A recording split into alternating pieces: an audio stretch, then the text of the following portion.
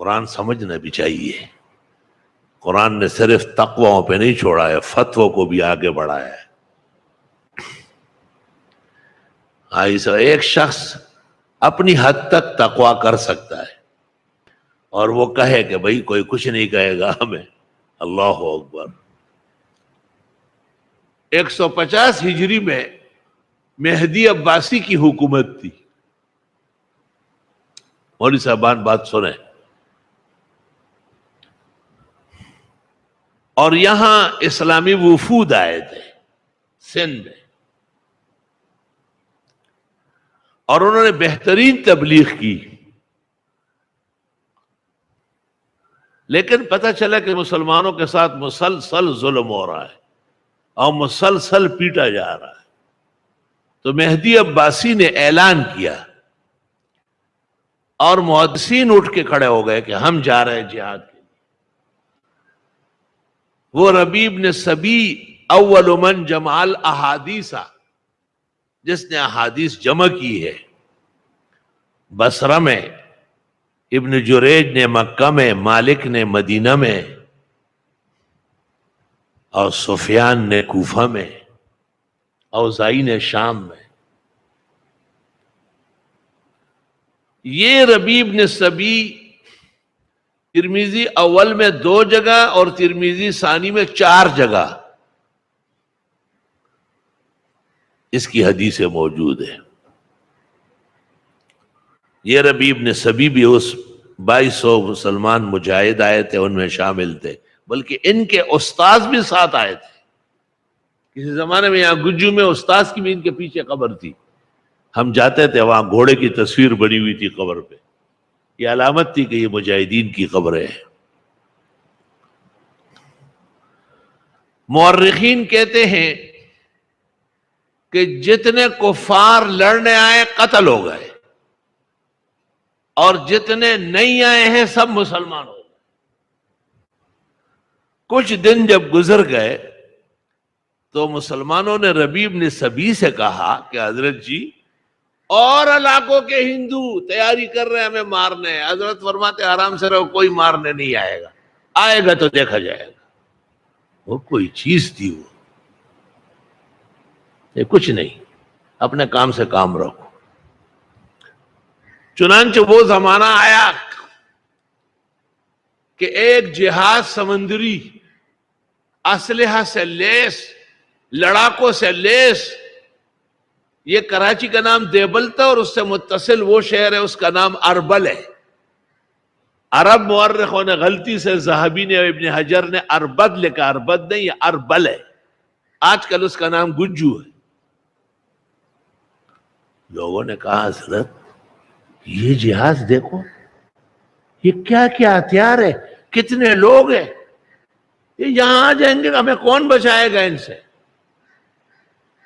کہتے ہیں کہ حضرت نے ایسا دیکھا اور دیکھتے ہیں کہ اللہم امسک ہو، خدا اس کشتی کو روک لے، وجعلہ جبلا من جبالک، اور اس کو یہیں پر پہاڑ بنائے. حضرت کی دعا سے وہ کشتی وہی رکی سمندر کے اندر اور جم گئی، پتھر ہو گئی. آج بھی کھلے میدان میں وہ کشتی موجود ہے. ایسے بزرگ، ایسے پاک دامن. وَأَعِدُّوا لَهُم مَّا اسْتَطَعْتُم مِّن قُوَّةٍ وَمِن رِّبَاطِ الْخَيْلِ تُرْهِبُونَ بِهِ عَدُوَّ اللَّهِ وَعَدُوَّكُمْ. میں کبھی کبھی طلبہ سے کہتا ہوں احادیث اور مختلف درسوں میں کہ دنیا کے اندر فتح و نصرت حاصل ہوگی 2 چیزوں سے، یا مسبب کو راضی رکھو جیسے ربیع بن سبی نے دعا فرمائی، اور یا پھر اسباب پیدا کرو. مسبب کو راضی کرنا روح ہے، اسباب پیدا کرنا جسد ہے.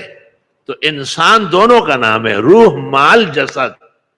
جب روح نکل جاتی ہے تو کہتے ہیں فلان کی لاش آ رہی ہے، اور جب روح نکل جاتی ہے تو لاش گھر نہیں رکھ سکتے. مردے کے ساتھ احسان یہ ہے کہ جلد دفنا دے، اپنے مقام پر لے جائے.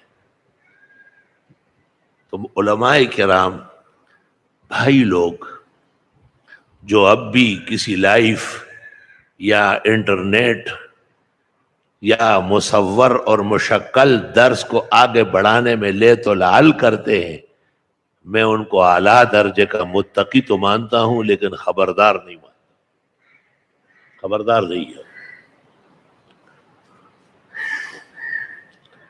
آیت کا تقاضا ہے کہ ماحول کے مطابق نصوص کی پیروی اور اتباع میں ایسے ذرائع و آلات اختیار کرنا جس سے دین اور دین والے یا دینی پروگرام اور دینی آواز طاقتور اور مؤثر ہو جائے، جائز تو جائز ہے بلکہ اس زمانے میں واجب ہے۔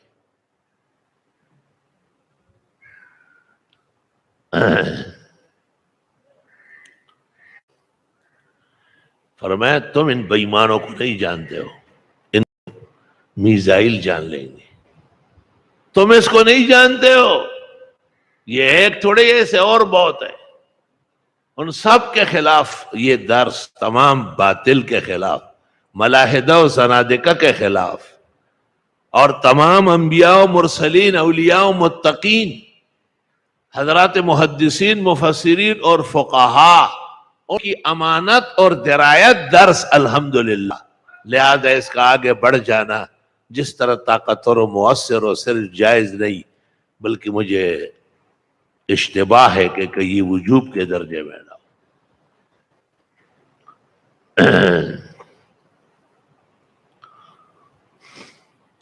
آپ اس کا کچھ بھی عنوان کریں، آپ کی مرضی ہے، جو چاہے آپ کریں، وہ آپ کی مرضی ہے، آپ کی مرضی پر پابندی نہیں لگاتا۔ آپ کو اس زاہد و عابد کے صف میں لے جاؤں گا جن کو میں تقوادار مانتا ہوں لیکن خبردار نہیں مانتا ہوں۔ جہاد صرف تقوی سے نہیں ہوگا، خبر رکھنے سے بھی ہوگا، اور پورے عالم تک توحید و سنت، اسلامی روایت اور درایت کی آواز پہنچنا نہایت ضروری ہے۔ وہ انگریز رائٹر نے لکھا ہے کہ سائنس نکلی تھی مسلمانوں کے خلاف اسلام کو زخ پہنچانے کے لیے، لیکن ایک تو کعبہ صریح نظر آ رہا ہے، دوسرا ہم وقت ان کے قرآن کی آواز حرمین سے نشر ہو رہی ہے، اور تیسرے ان کے مناسک مکہ، مدینہ، عرفات، منا، مزدلفہ، لبیک اللہم لبیک، اور جا رہے اور لپٹ رہے اور طواف کرو، خدایا ہمیشہ قیامت تک قائم دائم رکھے۔ میں نے جمعے کے خطاب میں کہا ہے کہ اس نے صرف اسلام کی تبلیغ نہیں بلکہ کفر کے تابوت میں کیل ٹھوکے، اور وہ دن دور نہیں ہے کہ انہی ذرائع کی وجہ سے صفحہ ہستی پر کوئی کافر نہیں رہے گا۔ وَلَوْ شَاءَ اللَّهُ لَهَدَاهُمْ أَجْمَعِينَ، اللہ کی مشیت ہو جائے تو یہ سب کے سب ہدایت پر آ جائے گے۔ تو وہ حرمین الشریفین زادہم اللہ حفظا و سلاما، ورزقنا اللہ الحضور فیہما للحج والعمرة والزیارہ مع الذین نحبهم ومع الذین یحبوننا بتوفیق رفیق وفی ایام قریبہ۔ شکر اللہ کا یا مولانا۔ یہ حرمین شریفین سے امام مصلی پہ آ کے کھڑے ہو گئے، نماز شروع، پوری دنیا دیکھ رہی، سبحان اللہ۔ یہ جنازے ہو رہا ہے، یہ خطبہ جمعہ ہے، یہ خطاب ہے، یہ درس ہے۔ حرمین شریفین مرکز اسلام، معدن دین، علوم اور اسلام وہاں سے آیا ہے۔ پورا جہان میں کفر پھیل جائے گا لیکن حرمین شریفین خاص کر مدینہ اللہ کے حکم سے محفوظ ہوگا، جیسے کہ پیغمبر مرسل نے صحیحین کی حدیث میں خوشخبری دی ہے۔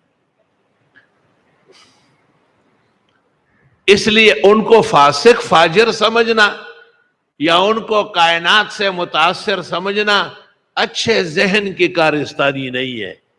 یلعن آخر هذه الامہ اولها، بعد میں آنے والے اپنے بزرگوں کو برا کہہ رہے ہیں، بلکہ انہیں اسلامی نشر و اشاعت کے لیے، اسلامی تبلیغ کے لیے ان ذرائع کے استعمال پر مشکور مانا جائے اور ان کی قدردانی کی جائے کہ انہوں نے زہر کا گھونٹ پی لیا لیکن انہوں نے اسلام کو کائنات کے چپے چپے کو دکھا دیا۔